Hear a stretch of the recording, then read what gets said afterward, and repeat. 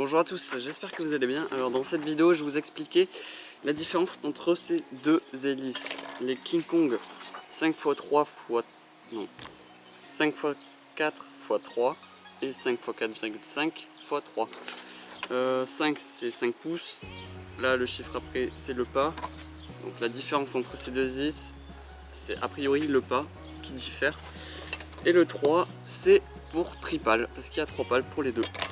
Voilà, aussi pour les vidéos, dites-moi si vous préférez les vidéos en extérieur ou en intérieur, parce que je sais que le son est un peu moins bien en extérieur, mais après j'ai un décor peut-être un peu plus joli. Dites-moi en commentaire, n'hésitez pas. On va commencer cette explication des différences maintenant. Allez, go! Pour cela, j'ai fait un petit schéma.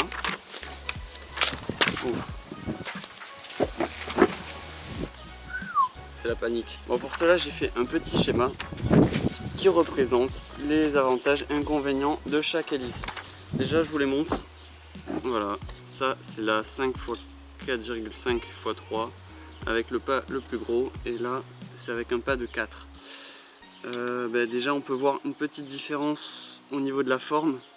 Ici il y a des bouts un peu plus gros, la surface à l'air est un peu plus grande, j'ai l'impression ici. Ici elles sont un peu plus fines, et aussi grosse différence, la souplesse. Voilà, on voit que celle-ci est beaucoup plus souple que celle-là. Voilà, celle-là est plus dure. Niveau prix, je crois que celles-là sont légèrement moins chères parce qu'elles sont en promo. Mais sinon, c'est quasiment le même prix. Ok, bon, on attaque tout de suite. Qu'est-ce que j'ai mis? Réactivité. Donc, qui dit moins souple, dit plus réactif. Plus souple, plus souple. Donc, les 4,5 sont plus réactives. C'est-à-dire, moi j'ai pu observer, parce que j'ai pu les tester, je ferai peut-être une vidéo dessus, mais j'ai pas encore les lentilles de protection de ma GoPro, je les ai pas reçues. Du coup, je peux pas faire de vidéo encore. Mais qu'est-ce que j'ai observé? J'ai vu que dans les virages, celle-ci, genre avec le drone, on peut aller à fond et direct virer, et le drone il bougera pas, il va pas reculer quoi, il va direct enchaîner le virage. Tandis qu'avec celle-ci, le virage va être plus souple, il va y avoir un léger recul. Voilà, c'est pour ça que je les trouve meilleures pour la race. Niveau souplesse, donc du coup, celle avec un pas de 4, celle-ci, la rouge, est plus souple. Elle est plus légère aussi. Elle fait, je crois, j'ai une vieille balance pour la cuisine, mais sur ma balance il y avait marqué que pour l'une il y avait 3 grammes et l'autre 5 grammes. Donc on peut voir quand même qu'il y a une différence relativement sensible sur ces deux. Mais bon, sur le poids final, ça change pas grand chose. Mais bon, je tenais à le préciser quand même. Vitesse max, celle-ci, full gaz, j'ai l'impression que je vais plus vite, j'ai l'impression. Et ce qui est logique aussi. Parce que qui dit pas plus grand, dit qu'à chaque rotation d'hélice, on va avancer un peu plus.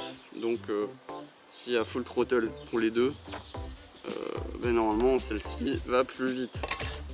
Et c'est ce que j'ai remarqué.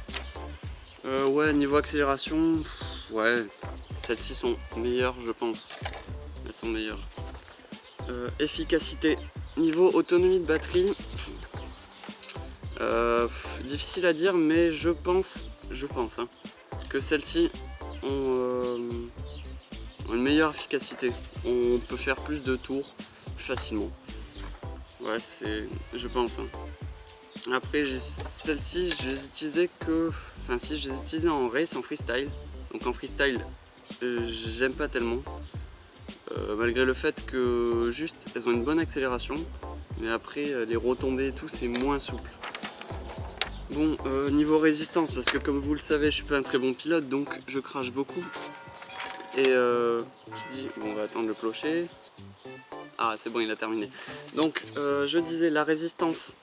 J'ai mis 2 traits, j'ai pas réussi à mettre un point pour l'une des deux parce que au niveau du crash, celle-là a plus tendance à se plier facilement par rapport à celle-là. Par contre, celle-là on peut la replier facilement. Celle-là on peut la replier facilement, mais j'ai l'impression qu'elle casse plus rapidement lors d'un choc. Ouais, je sais pas, hein, mais en tout cas, celles-ci quand elles sont vraiment abîmées, on peut voler avec. Niveau vibration, il y en a moins qu'avec celle-ci. Avec celle-ci, dès qu'il y a des petits pets et tout, je sentais bien les vibrations. Donc niveau résistance, kiff kiff, celles-là sont un peu plus résistantes, je vais dire, par rapport au nombre de vols. Par contre, du coup, quand elles seront abîmées, on va avoir des vibrations qui vont apparaître sur la caméra. Le drone va vibrer un peu. Tandis que celles-ci, elles peuvent être vraiment abîmées. Et niveau vibration, c'est pas, il y en a pas tellement quoi. Enfin, voilà, ça se pilote. Bon, comme celle-ci, mais voilà. Donc, pour finir pour ma conclusion, vous avez vu ce tableau, je vous mets ici comme ça vous le voyez bien. Ok, conclusion, celle-là je les préfère pour le freestyle et celle-là pour la race. Après elles sont tous les deux polyvalentes quoi, j'ai envie de dire, mais moi qui fais pas mal de freestyle, je préfère celle-ci parce que ouais, ok, dans les virages celle-là elles accrochent de folie. Celle-là moins, mais par contre, bon, pour faire des figures et tout, je me fais beaucoup plus plaisir avec celle-ci.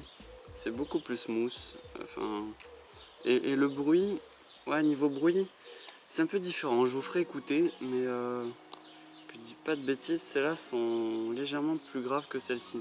Je suis pas sûr, hein, je me souviens plus exactement. Je vous ferai une vidéo, ne vous inquiétez pas.